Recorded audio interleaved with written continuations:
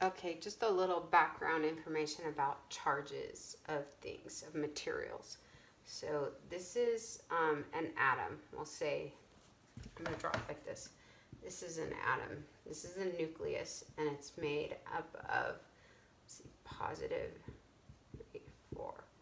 This is the atom of beryllium. So the positive charges in the nucleus are called protons.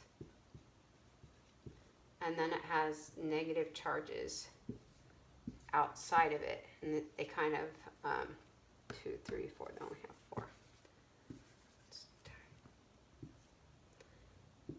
Negative charges out here. These are called electrons. So everything is made up of these kinds of atoms. Okay, so let's draw an atom like this now. All of these atoms are together in an object. So if we're talking about a PVC pipe, these atoms all are, there's like millions of them that make up the PVC pipe. And we know that the electrons are on the outside, but if you rub the PVC pipe with a cloth, what the cloth is going to do, if you keep rubbing it really fast, is you're basically dislodging the electrons. So in an atom, back to the atom, 3, 4, 2, 3.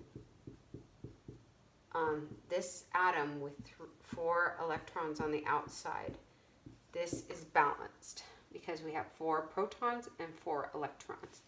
But if it loses some of its electrons, this atom is going to be positively charged. So it's going to have that static electricity force. And let's say it gains electrons. Then it's going to be negatively charged.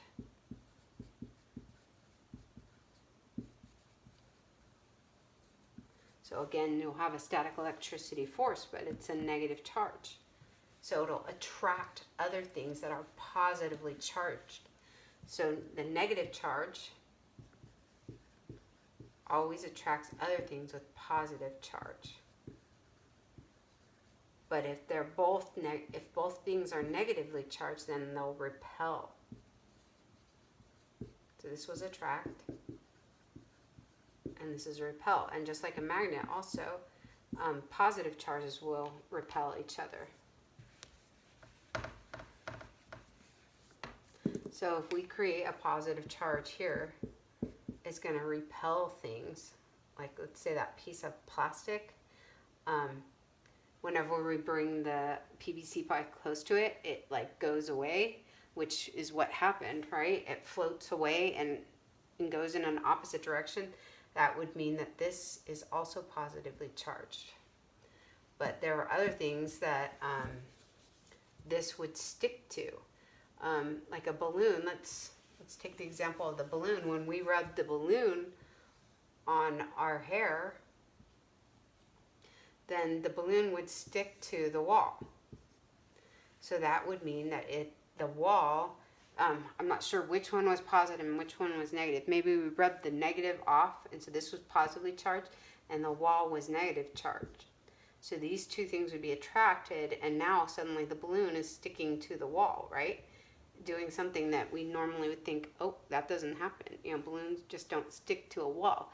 But when you create that static electricity, the opposing charge, then those forces are attractive.